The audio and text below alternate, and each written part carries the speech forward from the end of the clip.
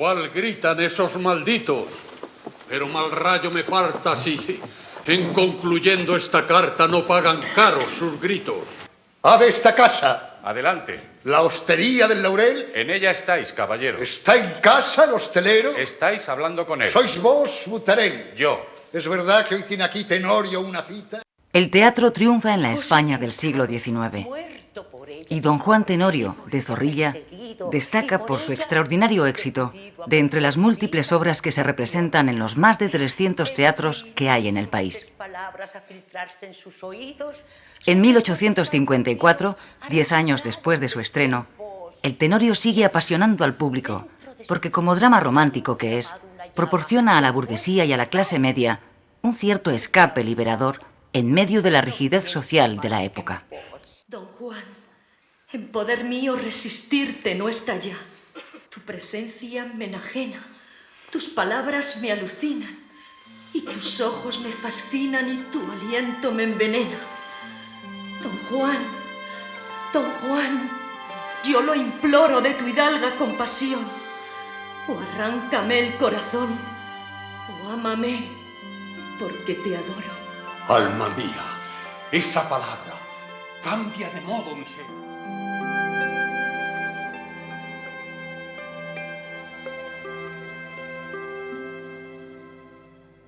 En la corte, Isabel II, la reina que más tarde sería llamada la de los tristes destinos, vive su propio drama romántico.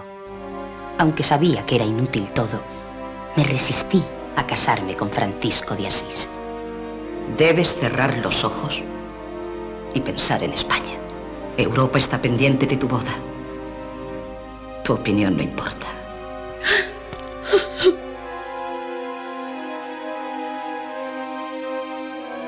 Cerré los ojos y pensé en España. Pero difícilmente puede dar felicidad aquel que no la tiene.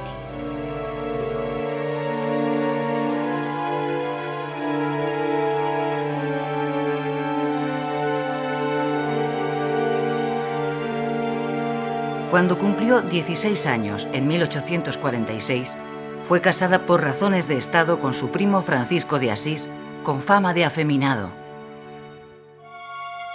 El matrimonio resulta un completo fracaso y la reina se consuela con aventuras amorosas que provocan el escándalo público.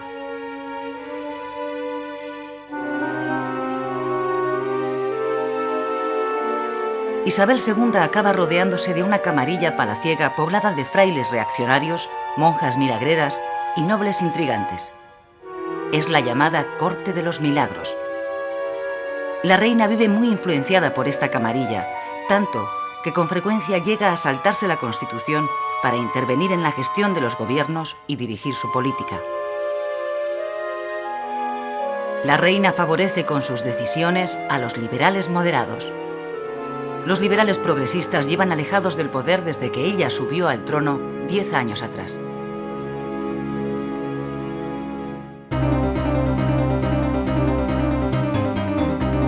Por lo que se refiere a los liberales moderados, esos 10 años de ejercicio del poder les han desgastado. Sobre todo por la intransigencia de su líder político, el general Narváez, quien finalmente es obligado por los suyos a retirarse a un segundo plano. Las divisiones internas y los enfrentamientos dentro del partido moderado llevan la inestabilidad política a España, que padece una sucesión de gobiernos cada vez más débiles y más autoritarios.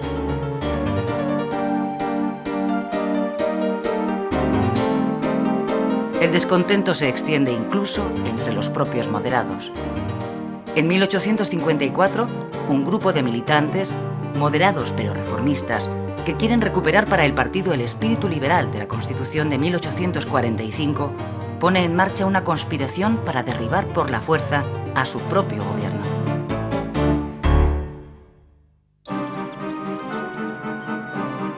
El levantamiento contra el gobierno se produce en junio de ese año, 1854, en Vicálvaro, pueblo cercano a Madrid. El golpe de Estado lo encabeza una vez más un militar. En esta ocasión, el espadón es el del general liberal moderado Leopoldo O'Donnell.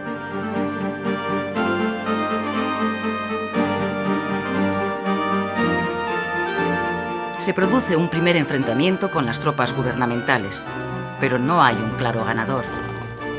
El general O'Donnell se ve obligado a retirarse en dirección a Andalucía en búsqueda de nuevos apoyos. En la localidad de Manzanares, O'Donnell recibe el apoyo del general Francisco Serrano. Los dos militares deciden lanzar un manifiesto conjunto para conseguir la movilización de los liberales progresistas, sin los cuales la insurrección tiene el fracaso asegurado. El manifiesto lo redacta un joven malagueño, el liberal moderado Antonio Cánovas.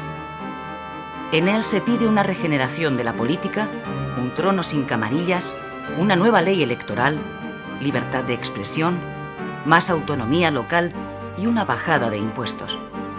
Es decir, reclamaciones progresistas. ¡Viva el general O'Donnell! ¡Viva! ¡Viva la libertad! ¡Viva! El manifiesto surte efecto. Varias ciudades apoyan la sublevación. Las calles de Barcelona, Valencia, Valladolid, Madrid y Málaga se llenan de amotinados que se hacen con los poderes locales y crean juntas revolucionarias.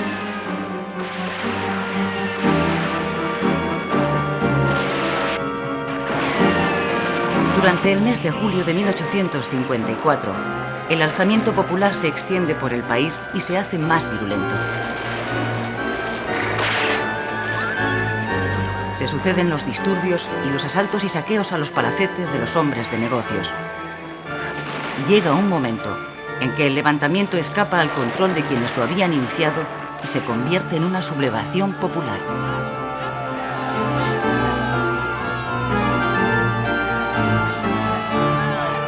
La reina, que siente que su corona se tambalea, se resigna a llamar en su auxilio al que fuera prestigioso líder de los progresistas, el general Espartero. Espartero vive desterrado en Logroño desde que volvió del exilio.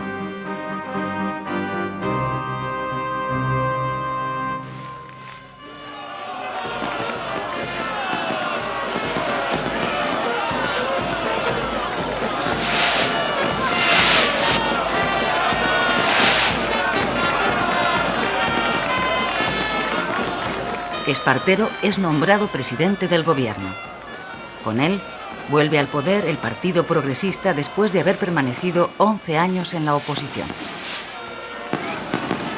El general O'Donnell, que había sido el promotor del levantamiento, se tiene que conformar con entrar en el nuevo gobierno como ministro de la guerra. O'Donnell decide fundar un partido centrista, la Unión Liberal, que pretende aglutinar a los más flexibles de los moderados y de los progresistas. El gobierno progresista convoca elecciones y las gana. Enseguida, las Cortes se disponen a redactar una nueva constitución más acorde con la idea progresista de lo que debe ser España. El otro gran objetivo es el de dar un fuerte impulso a la economía nacional que la ponga a la altura del nuevo capitalismo europeo. El nuevo ministro de Hacienda es Pascual Madoz. Madoz quiere resolver los crónicos problemas de Hacienda y relanzar los viejos proyectos de expansión ferroviaria. Necesita dinero y por eso aprueba una nueva ley de desamortización.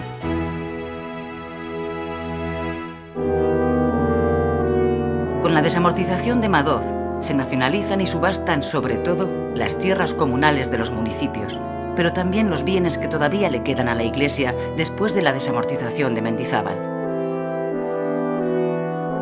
Tras esta desamortización civil de Madoz, los municipios pierden el medio más importante para financiarse, las tierras, lo cual provoca un auténtico desastre social en todos los pueblos. Los campesinos más humildes pierden su medio de vida y los pequeños ayuntamientos que solían pagar al médico y al maestro con los beneficios del arrendamiento de terrenos se empobrecen aún más. El desamparo rural se acrecienta. ¿Qué es eso, Santiago?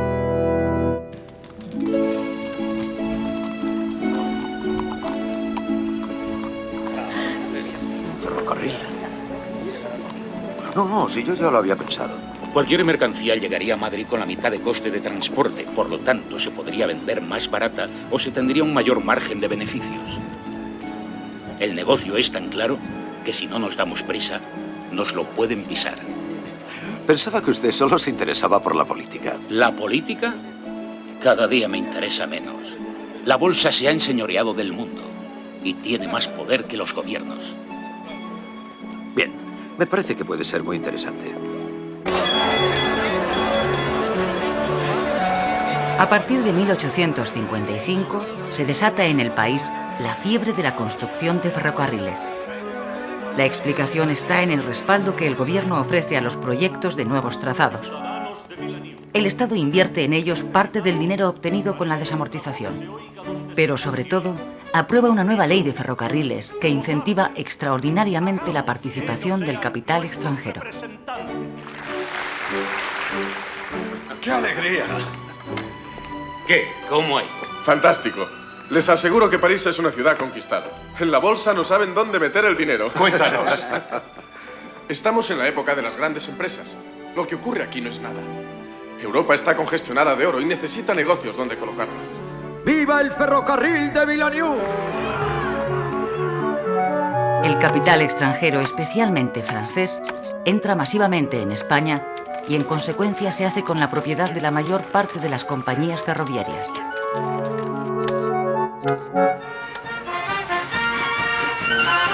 En 10 años entran en funcionamiento más de 5.000 kilómetros y 2.000 más están en obras.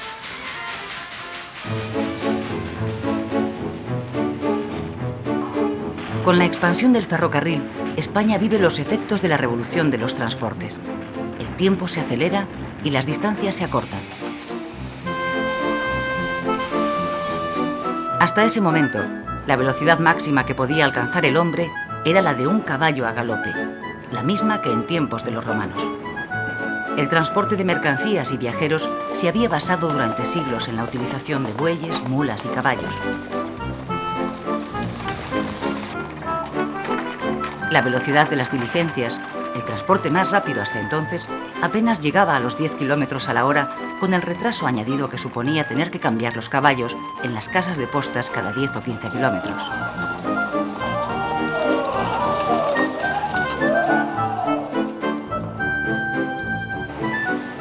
Con la llegada del tren, esa velocidad se triplica. En ir de Madrid a Irún en diligencia tirada por caballos se tardaba 3 días. Ahora en ferrocarril el viaje se hace en una jornada. Los llamados caminos de hierro se van a encargar de vertebrar España. El ferrocarril provoca la expansión real del comercio español porque establece una rápida comunicación entre todas las regiones. Además, permitirá una mayor movilidad de la población. Pero los dos sistemas, el tradicional y el moderno, convivirán largos años, dadas las dificultades que la orografía española presenta para extender el ferrocarril por todo el país. En España, tender 1 kilómetro de vías cuesta de 5 a 10 veces más que en Francia o Alemania.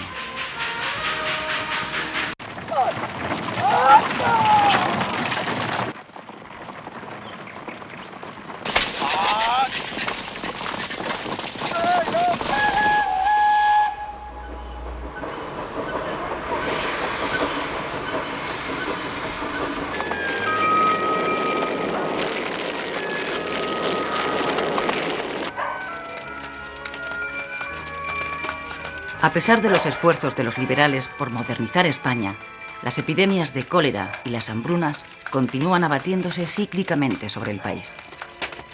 En 1855, el cólera se lleva por delante a miles de españoles.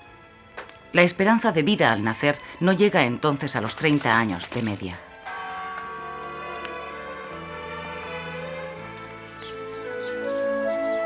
Sin embargo, la población sigue aumentando lentamente.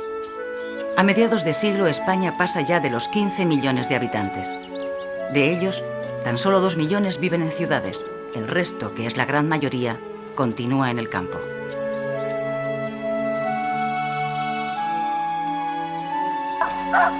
Es en esta época cuando se inicia la emigración del campo a la ciudad. Las zonas costeras del Mediterráneo y del Cantábrico, junto con Madrid, son los destinos preferidos de los inmigrantes que van buscando los lugares donde las industrias tienen necesidad de mano de obra.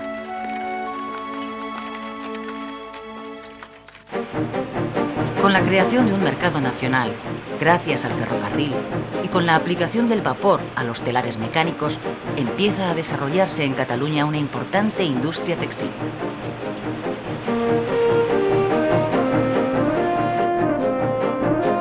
Otra actividad industrial que inicia en estos momentos su despegue es la de la obtención del hierro, la siderurgia.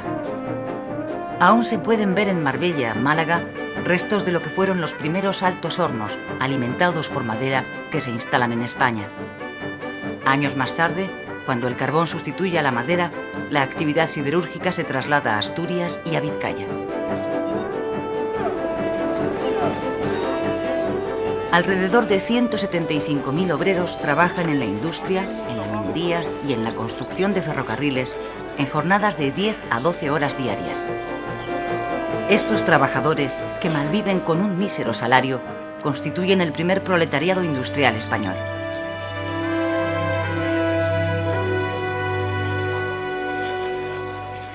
En 1855 se produce en Barcelona la primera huelga general, promovida por los trabajadores textiles que reclaman libertad de asociación y una jornada laboral de 10 horas.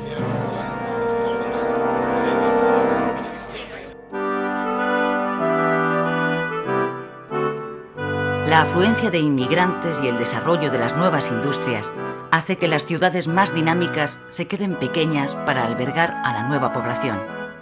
Necesitan ensancharse, derribar las viejas murallas medievales que no les deja crecer y dar paso a la nueva ciudad.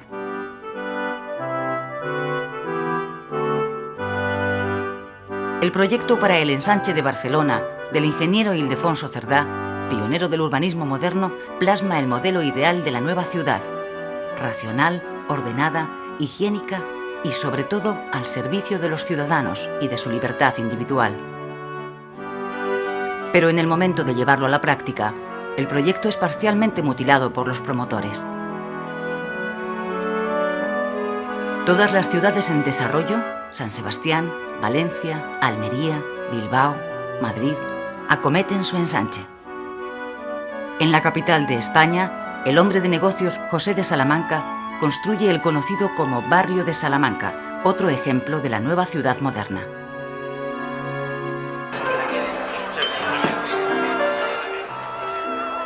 En los cafés, que siguen siendo los termómetros políticos del país, arrecian las críticas contra el gobierno, y no solo por parte de la derecha. A la izquierda de los progresistas está creciendo un movimiento político cuyos adeptos no están dispuestos a que se traicione el espíritu de la revolución. Son los demócratas. ¡Por la revolución! ¡Por la revolución! ¡Brindemos! El Partido Demócrata, nacido en la década anterior de una escisión del Partido Progresista, reivindica el sufragio universal y la libertad de asociación y de conciencia. Y estoy seguro de que me permitirán. La mayor parte de sus miembros son republicanos. Su figura más conocida es la del catedrático universitario Emilio Castelar. En el verano de 1856 estalla una nueva revuelta social en varias ciudades. El gobierno progresista comete graves errores en la resolución de esos conflictos. Eso es aprovechado por el general O'Donnell, apoyado por la reina Isabel II, para dar un golpe de Estado y hacerse con el poder.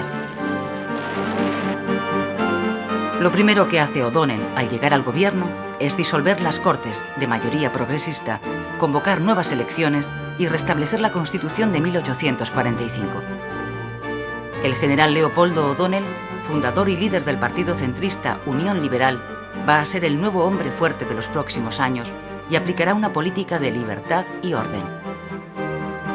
Durante 10 años, su partido se alternará en el gobierno con los liberales moderados del general Narváez, dejando fuera a los progresistas.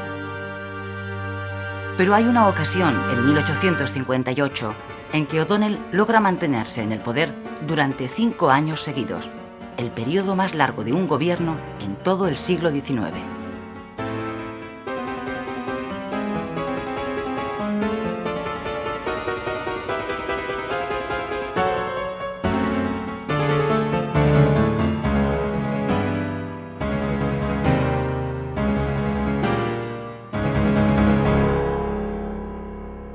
El El gobierno presidido por O'Donnell, temeroso de que una nueva revolución le apeara del poder, aplica una receta importada de Gran Bretaña y de Francia: recurrir a la guerra exterior para asegurarse la unidad en el interior.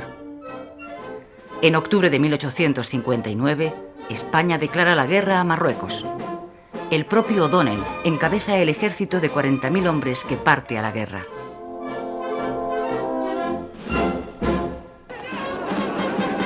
El plan de las tropas españolas es, partiendo de Ceuta, avanzar sobre Tetuán.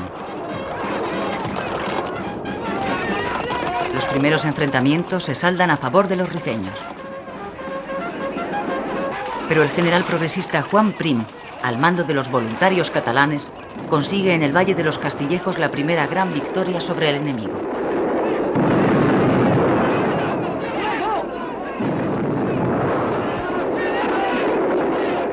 La gesta convierte a Prim en héroe nacional.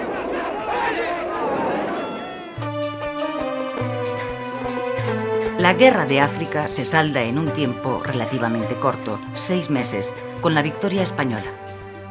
Después de sucesivas derrotas que culminan con la pérdida de Tetuán, Marruecos firma la paz.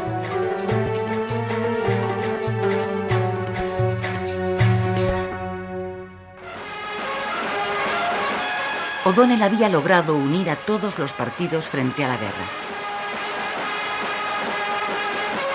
La paz le permite ahora beneficiarse de los exaltados sentimientos patrióticos de la población, a pesar de que 7.000 españoles han perdido la vida en el empeño.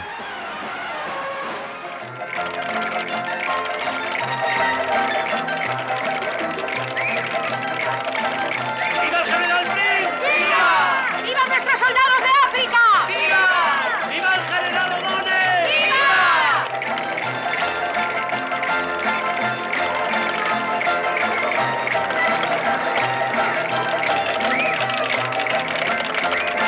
¿Qué pasa? ¿Que hemos ganado a los franceses? No, señor Pilara. A los moros les hemos quitado Tetuán. ¿Tetuán? Sí. ¿Y dónde cae eso? Para perpetuar la gesta, las Cortes aprueban sustituir los 2 leones de piedra de su pórtico por otros 2 de bronce, fundidos con los cañones arrebatados al enemigo.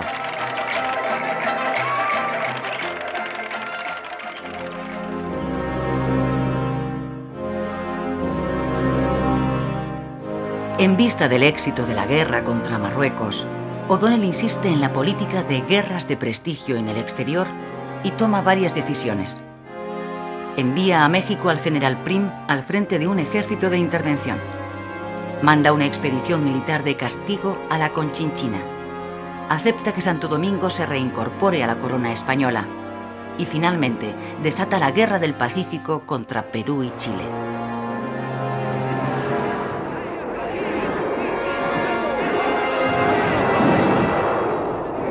Toda esta actividad exterior se traduce en una sucesión de fracasos y al final es el motivo por el que O'Donnell se ve obligado a dimitir en 1863.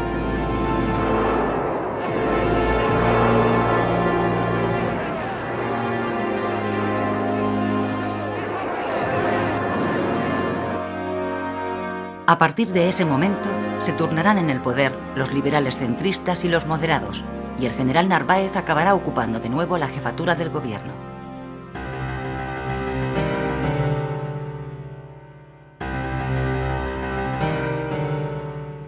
Los progresistas y los demócratas quedan completamente apartados del poder. En vista de eso, optan por no participar ni siquiera en las elecciones y se dedican a la agitación y a la conspiración como vía para intentar recuperar el mando político. Los sucesivos gobiernos, cada vez más breves y cada vez más débiles, recurren como única respuesta a la represión.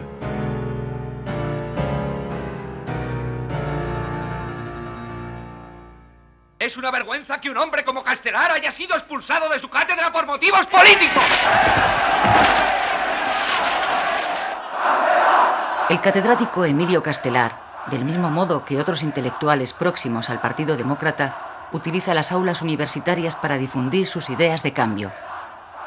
Pero el gobierno de Narváez no está dispuesto a consentir los efectos que provoca el ejercicio de la libertad de cátedra de los profesores. Yo les prometo que estudiaré su petición.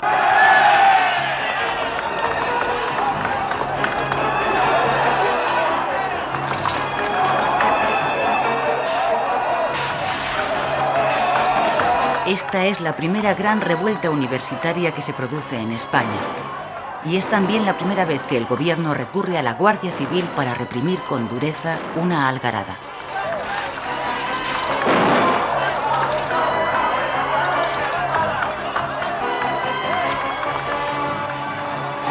Tanto la oposición como los ciudadanos reaccionan con indignación ante lo sucedido.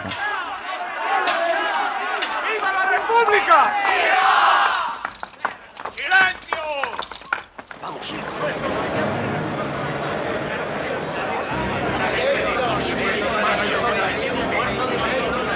Venga, curso esta orden. Hola, Valeña. Estas son ventas de valor. A las tensiones políticas se suma en 1866 la llegada a España de la recesión económica que está asolando Europa. Las acciones se desploman y el flujo de inversiones extranjeras hacia nuestro país se paraliza.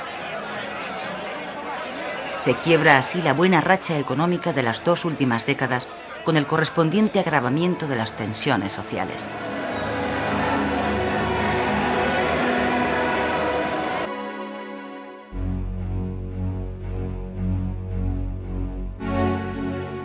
...1866 va a ser un mal año para Isabel II y sus gobiernos. La oposición progresista liderada por el general Prim, el héroe de Marruecos, protagoniza al comenzar el año una sublevación militar en Villarejo de Salvanés, provincia de Madrid. El levantamiento fracasa, pero la vía revolucionaria queda abierta. 6 meses después, en junio, los sargentos del madrileño cuartel de San Gil se sublevan también contra el gobierno y reciben el apoyo de los demócratas. Pero son reducidos y 66 de ellos son fusilados.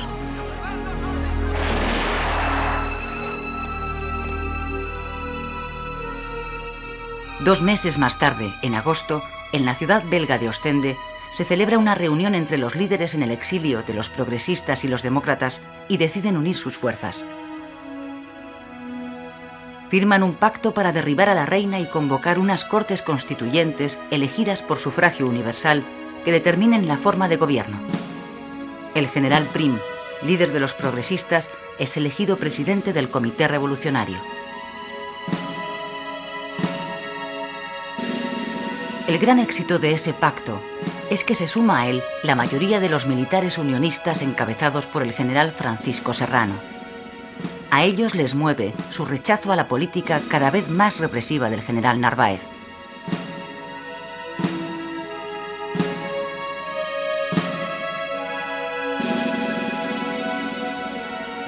A la reina solo le queda el respaldo de los liberales moderados y de su anciano líder, el general Narváez, quien a duras penas mantiene en pie el andamiaje político montado en torno a Isabel II. Pero en abril de 1868 muere Narváez y con él desaparece el último apoyo de la reina.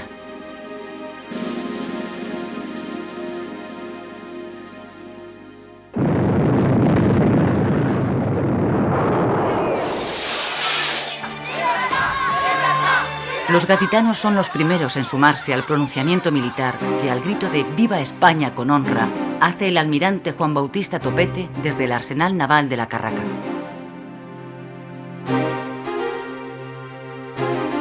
Es el 18 de septiembre de 1868.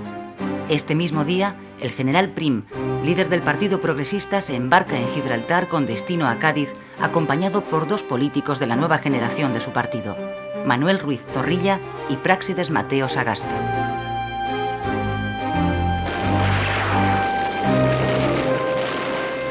La revolución, bautizada por el pueblo como La Gloriosa, triunfa pronto en Cádiz, a donde el general Serrano llega con sus tropas para apoyar el levantamiento.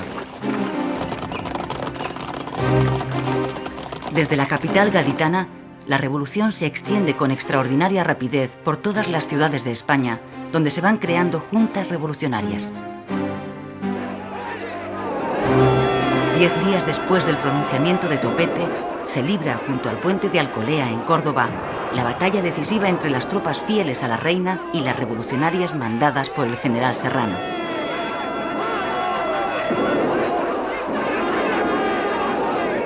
Vencen los sublevados. El camino hacia Madrid les queda libre.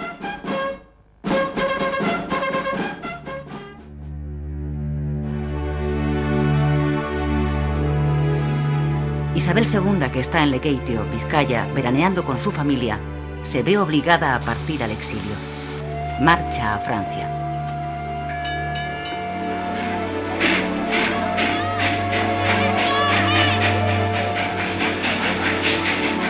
En ese momento tiene 38 años y ha sido durante 25 de ellos la reina de España.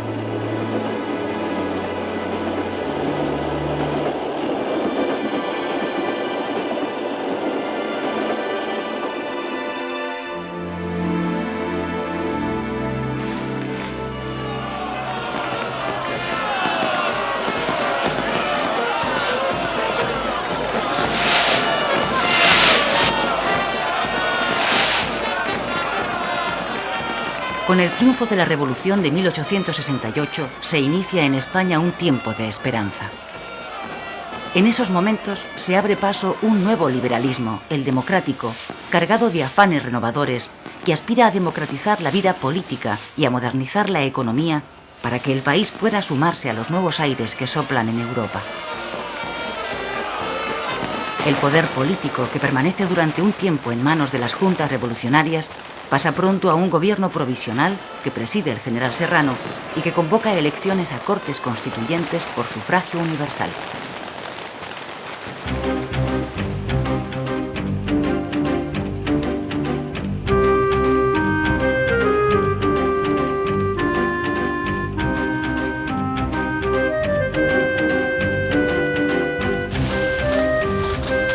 Las noticias procedentes de España aceleran en Cuba los planes de los independentistas y el 10 de octubre, 2 días después de la formación del gobierno del general Serrano, estalla en Yara, en la zona oriental de la isla, una sublevación. La encabeza Manuel Céspedes, quien promete a sus partidarios la independencia y la abolición de la esclavitud. De las colonias que aún conserva España, Cuba, Puerto Rico y Filipinas, Cuba es la más próspera y la mejor situada estratégicamente. Dedicada al cultivo del café, tabaco y sobre todo azúcar, es un importante mercado para las exportaciones de la península. En la isla vive 1,5 millones de personas. De ellas, el 40% son de raza negra, mayoritariamente esclavos, que trabajan en los ingenios azucareros que hacen de la isla la mayor productora de azúcar del mundo.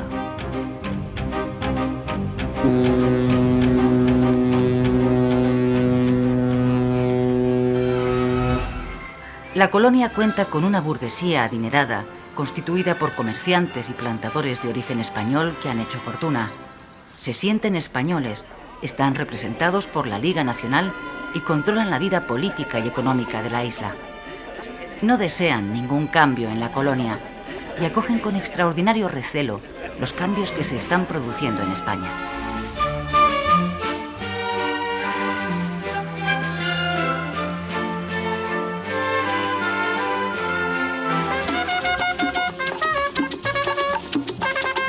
La clase media se nutre mayoritariamente de criollos, es decir, hijos de españoles nacidos en Cuba.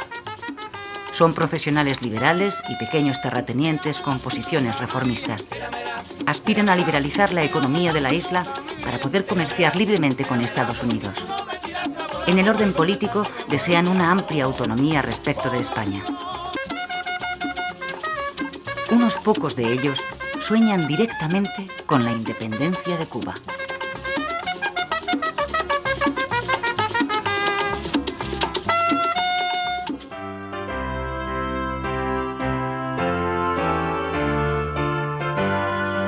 A finales de octubre, en pleno clima revolucionario, llega a Barcelona el anarquista italiano Giuseppe Fanelli.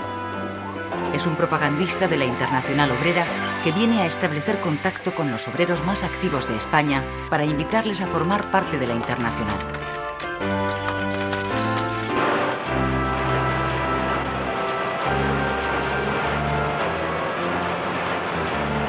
¿Has hablado con él? Sí, a última hora apareció por el Café Español y empezamos a establecer contacto. ¿Y qué dice? Que no nos podemos quedar parados, que es preciso la acción, que si nos quedamos quietos nos arrollan. ¿Pero qué acción?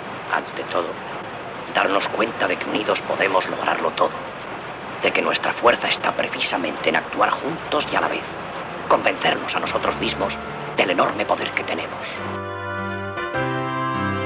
La Asociación Internacional de Trabajadores había sido fundada en 1864 en Londres y se extendió inmediatamente por varios países de Europa. Era la primera respuesta obrera, unificada y coordinada contra la explotación laboral practicada por el capitalismo liberal. Nació con la voluntad de cumplir 3 grandes objetivos: reforzar el sindicalismo de clase, consolidar la huelga como instrumento para lograr abolir la propiedad privada e implantar el socialismo. Dentro de esta primera internacional conviven 2 tendencias, la anarquista y la marxista.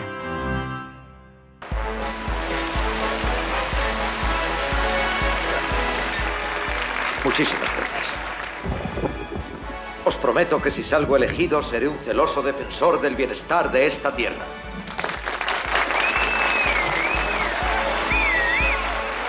Un hombre, un voto.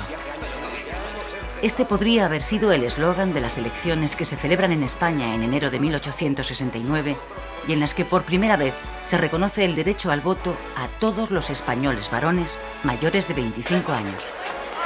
Venga, fuera de aquí, las mujeres no votan. Vamos, las mujeres no. Los resultados electorales dan la mayoría absoluta a la coalición de progresistas, demócratas y unionistas que en ese momento está al frente del gobierno provisional.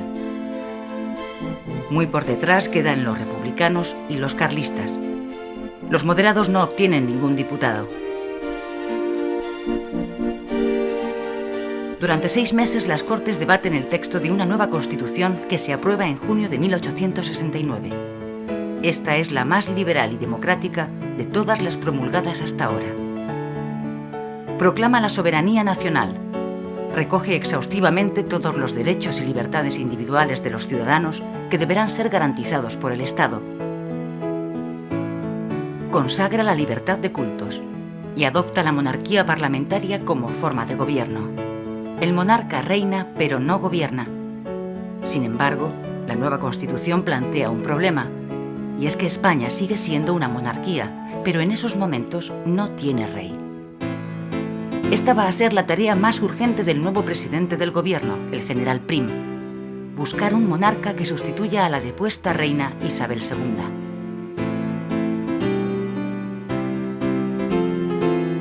Mientras eso sucede, las Cortes optan por nombrar al general Serrano regente del reino.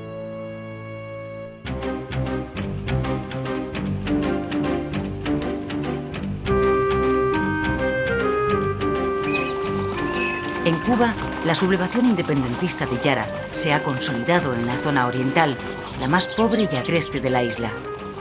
Allí abundan los pequeños propietarios que, al sumarse a la rebelión, liberan a sus esclavos para atraerlos a su causa. De ese modo consiguen reclutar en poco tiempo un ejército de 10.000 hombres, los llamados mambises, que hostigan incesantemente a los españoles con acciones de guerrilla. ¡Sargento! ¡Sargento! ¡Los mambises están llegando! Corneta, toca llamar al general.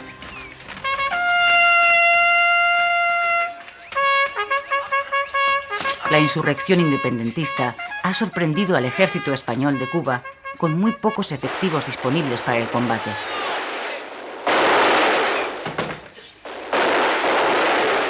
Solo 8.000 soldados de los 27.000 que hay en la isla están en buenas condiciones de salud. Los demás están fuera de servicio, víctimas de distintas enfermedades tropicales. La más temida por los soldados es la fiebre amarilla, también llamada el vómito negro por su altísima mortalidad. Sí, Antonio.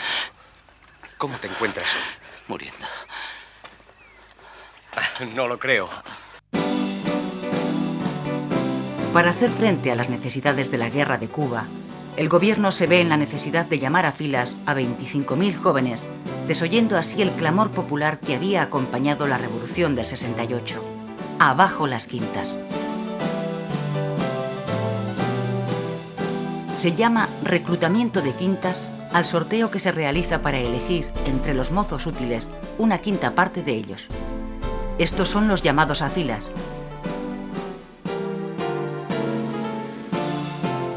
El sistema tiene una perversa particularidad.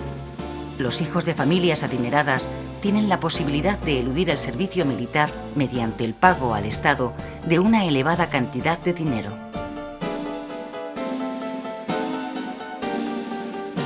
El resultado es que solo cumplen con la patria quienes no pueden pagar la redención en metálico. Por este motivo, las llamadas a quintas suelen ir acompañadas de motines populares. 200.000 soldados españoles cruzarán el Atlántico durante los 10 años que va a durar la Guerra de Cuba.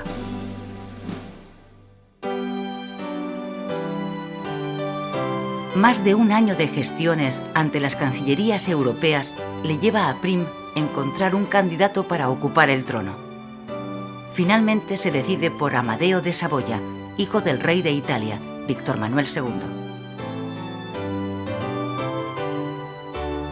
El general Prim somete la propuesta a las Cortes. Aunque un tercio de los diputados, mayoritariamente republicanos, vota en contra, los otros 2 tercios votan a favor. La propuesta es aprobada y en noviembre de 1870 Amadeo I es aceptado como nuevo rey de España. Esta es la primera vez que un monarca es elegido democráticamente.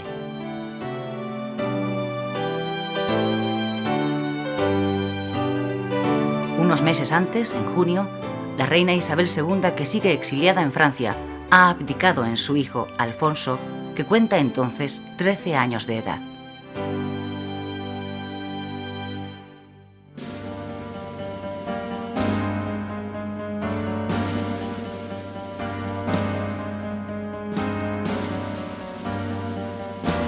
El 27 de diciembre de 1870, mientras el rey Amadeo está de camino hacia España, se produce un suceso que va a cambiar el signo de la nueva monarquía.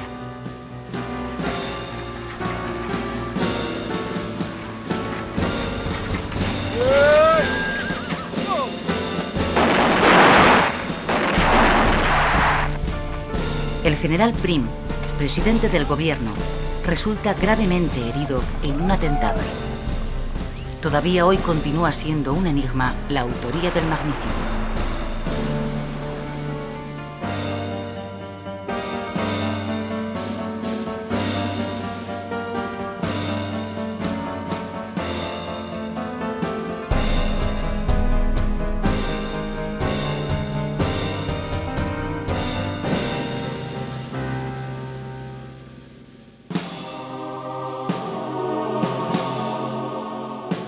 Con la inesperada muerte de Prim, desaparece el principal apoyo de Amadeo I, quien ante la capilla ardiente del presidente asesinado toma plena conciencia de la honda soledad política con la que debe empezar a afrontar su reinado.